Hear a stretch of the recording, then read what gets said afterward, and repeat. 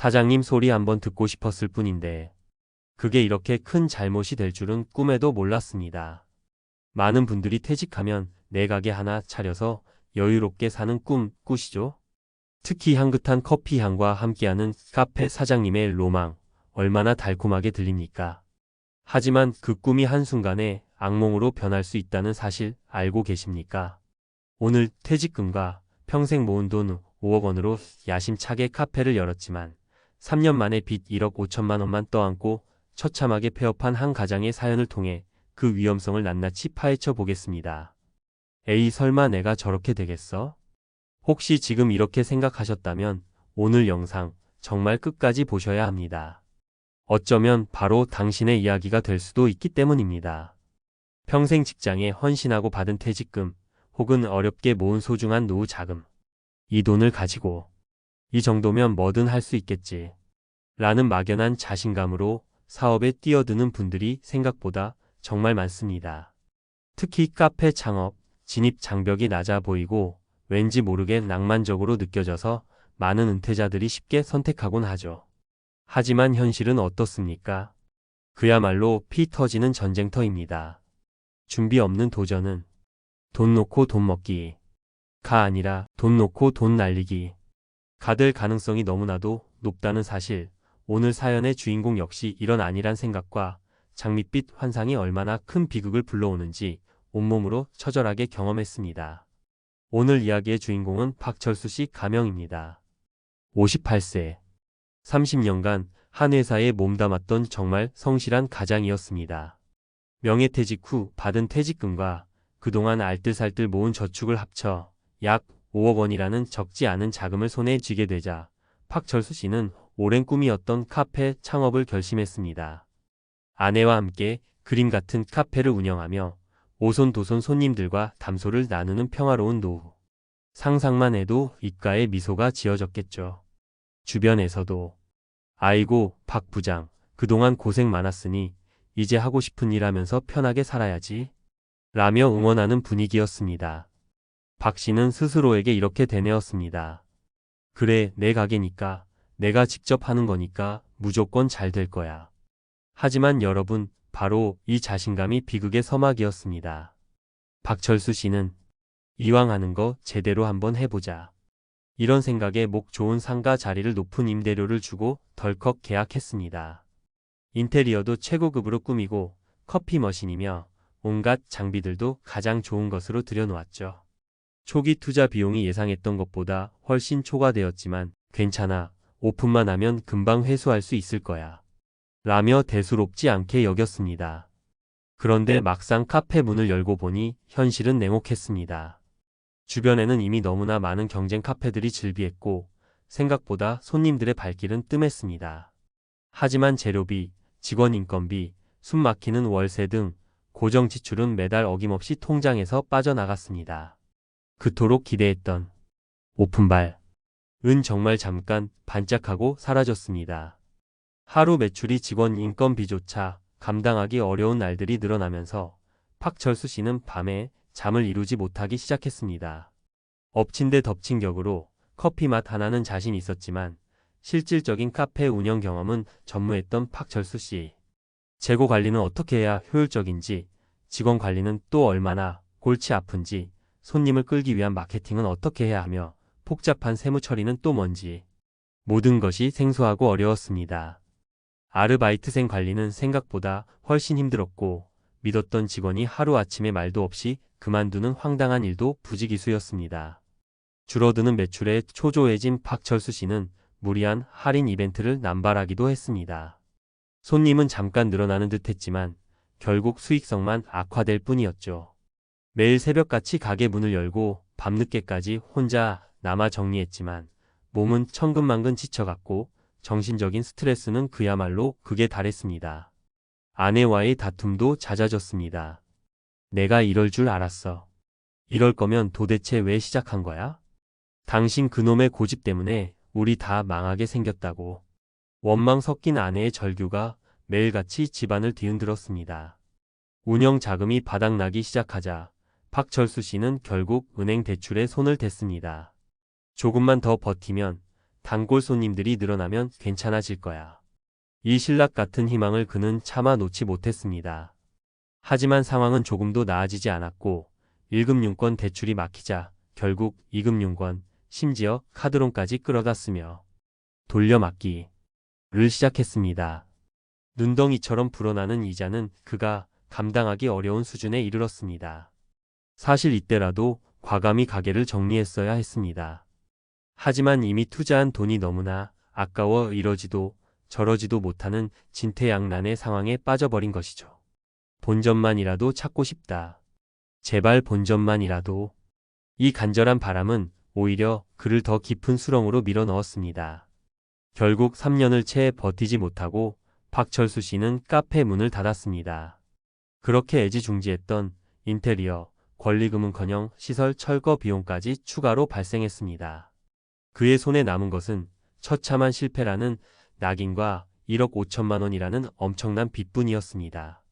평생 동안 피땀 흘려 모았던 소중한 5억 원은 마치 신기루처럼 허무하게 사라져 버렸습니다. 박철수 씨는 극심한 우울증과 자괴감에 시달렸고 가족 관계는 파탄 직전에 이르렀습니다. 재취업도 어려운 나이, 남은 노후는 그야말로 막막하기만 합니다. 그는 인터뷰 내내 눈물을 흘리며 이렇게 호소했습니다. 정말 차라리 아무것도 안 했더라면 퇴직금이라도 고스란히 지켰을 텐데. 그의 목소리에는 깊은 후회와 절망만이 가득했습니다. 박철수 씨와 비슷한 시기에 퇴직했던 최 모 씨의 사연도 잠깐 들어보시죠. 최 씨는 프랜차이즈 본사에서 다 알아서 해주겠지 라는 생각으로 당시 유행하던 유명 프랜차이즈 치킨집에 퇴직금 2억 원을 투자했습니다. 창업 설명회에서는 월 1,000만 원 이상 수익도 충분히 가능하다며 장밋빛 전망을 제시했죠. 하지만 현실은 달랐습니다. 생각보다 높은 가맹비와 매달 나가는 로열티, 본사에서 지정한 식자재의 비싼 가격, 그리고 주변에 우후죽순처럼 생겨나는 경쟁점들 때문에 실제 수익은 기대에 한참 못 미쳤습니다. 게다가 배달 앱 수수료와 인건비 부담은 상상 이상이었죠. 결국 최 씨는 1년 반 만에 가게를 헐값에 넘겼지만 초기 투자금의 절반도 회수하지 못했습니다. 그는 씁쓸하게 말합니다. 프랜차이즈라고 해서 결코 안전한 게 아니었습니다. 세상에 정말 공짜는 없더군요. 자, 그렇다면 왜 이런 안타까운 일들이 반복되는 걸까요? 박철수 씨와 최 씨, 두 분 모두 해당 업종에 대한 실질적인 경험이나 깊이 있는 시장 분석 없이 창업에 뛰어들었다는 공통점이 있습니다. 막연한 기대감과 나도 이제 사장님이다 라는 로망이 앞섰던 것이죠. 여러분, 자영업은 단순히 돈만 있다고 성공하는 곳이 절대 아닙니다. 해당 분야의 전문성, 치밀한 사업 계획, 위기관리 능력 등 눈에 보이지 않는 준비가 훨씬 더 중요합니다. 직장 생활에서의 성공 경험이 사업에서의 성공을 보장해주지 않는다는 냉정한 현실 인식이 너무나 부족했던 겁니다. 또 한 가지 중요한 원인은 많은 은퇴자들이 퇴직금을 마치 보너스, 꽁돈 처럼 생각해서 너무 쉽게 사업 자금으로 투입하는 경향이 있다는 점입니다. 하지만 그 돈 어떤 돈입니까? 평생을 바쳐 일궈온 소중한 노후 자금 아닙니까? 박철수 씨의 경우 초기 시설 투자에 과도한 비용을 지출했고 운영 자금에 대한 구체적인 계획이 턱없이 부족했습니다. 최 씨 역시 프랜차이즈 본사의 달콤한 말만 믿고 안일하게 투자했죠. 설마 망하기야 하겠어? 망해도 이 정도 손해는 괜찮겠지. 라는 생각 절대 금물입니다. 최악의 상황까지 고려한 아주 보수적인 자금 계획이 필수적이라는 것을 잊지 마십시오. 그리고 나 혼자서도 충분히 할 수 있다 는 오만함, 전문가의 조언이나 정부 지원 컨설팅 등을 외면하는 것도 큰 문제입니다. 내 사업인데 내가 제일 잘 알지 누굴 믿어? 이런 생각이 오히려 위험을 키웁니다. 문제가 발생했을 때 주변의 도움을 청하거나 솔직하게 상황을 공유하지 못하고 혼자 끙끙 앓다가 골든타임을 놓치는 경우가 허다합니다. 더욱이 가족과의 충분한 소통과 합의 없이 독단적으로 사업을 추진하다 보면 갈등만 심화되고 가장 중요한 정서적 지지 기반마저 잃게 되는 안타까운 상황에 처하게 됩니다. 그렇다면 우리는 무엇을 어떻게 준비해야 이런 비극을 피할 수 있을까요? 첫째, 창업 전에는 사장놀이가 아니라 실전 경험을 반드시 쌓아야 합니다. 관심 있는 업종이 있다면 최소 6개월에서 1년 정도는 직접 직원으로 일해보거나 아르바이트를 통해 현장을 몸으로 경험해야 합니다. 이는 책이나 창업 교육만으로는 절대 얻을 수 없는 그야말로 살아있는 귀중한 자산이 됩니다. 해당 업종의 생리는 어떤지, 고객 응대는 어떻게 해야 하는지, 재고 관리는 물론 실제 수익 구조는 어떤지 등을 직접 몸으로 체득하는 과정이 반드시 필요합니다. 그리고 스스로에게 냉정하게 질문해야 합니다. 과연 내가 이 일을 평생 즐겁게 열정을 가지고 할 수 있을까? 둘째, 사업 계획서는 지도와 같고 자금 계획은 나침반과 같습니다. 반드시 구체적인 수치에 기반한 사업 계획서를 작성해야 합니다. 예상 매출은 얼마인지, 고정비와 변동비는 얼마나 들어갈지, 그래서 손익분기점은 언제쯤 달성할 수 있을지 등을 아주 꼼꼼하게 따져봐야 합니다. 초기 투자금 외에 최소 6개월에서 길게는 1년치의 운영 자금을 반드시 확보해야 합니다. 퇴직금 전액을 올인하는 것은 그야말로 도박과 같습니다. 생활비와 만약을 위한 비상자금은 반드시 따로 남겨두셔야 합니다. 정부나 지방자치단체에서 지원하는 소상공인 컨설팅이나 창업교육 프로그램 등을 적극적으로 활용하는 것도 아주 좋은 방법입니다. 셋째, 항상 최악의 시나리오를 그리고 그에 대한 출구 전략을 미리 준비해야 합니다. 사업이라는 것이 항상 예상대로 술술 풀리라는 법은 없습니다. 만약 생각대로 잘 안 풀릴 경우를 대비해서 플랜 B, 즉 출구 전략을 미리 고민해야 합니다. 언제까지 어느 정도의 손실이 발생하면 과감하게 사업을 접을 것인지 구체적인 기준을 세워두는 것이 정말 중요합니다. 이것은 감정적인 판단으로 손실을 눈덩이처럼 키우는 것을 막아주는 아주 중요한 안전장치가 됩니다. 우리가 주식 투자할 때 손절매라는 말 쓰잖아요. 그 원칙은 사업에도 동일하게 적용되어야 합니다. 그리고 이러한 최악의 상황에 대해서도 가족과 충분히 공유하고 미리 동의를 얻어두는 것이 좋습니다. 넷째, 처음부터 너무 큰 규모로 시작하기보다는 자신이 감당 가능한 작은 규모로 시작하여 경험을 쌓고 점진적으로 확장하는 것이 현명합니다. 공동투자나 동업은 정말 신중해야 하며 만약 어쩔 수 없이 하게 된다면 역할과 책임, 수익 배분, 그리고 만약 헤어지게 될 경우의 조건 등을 아주 명확하게 계약서로 남겨둬야 합니다. 한 방의 대박을 노리기보다는 안정적인 지속을 목표로 삼아야 합니다. 조급함은 언제나 실패의 가장 친한 친구라는 것을 명심하십시오. 오늘 말씀드린 박철수 씨의 사연 결코 남의 이야기가 아닙니다.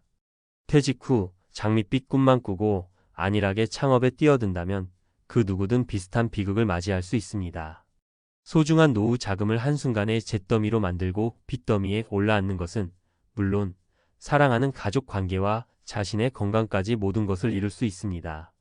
이것은 단순한 금전적 손실을 넘어 인생 전체를 송두리째 뒤흔드는 엄청난 재앙이 될 수 있다는 것을 알아야 합니다.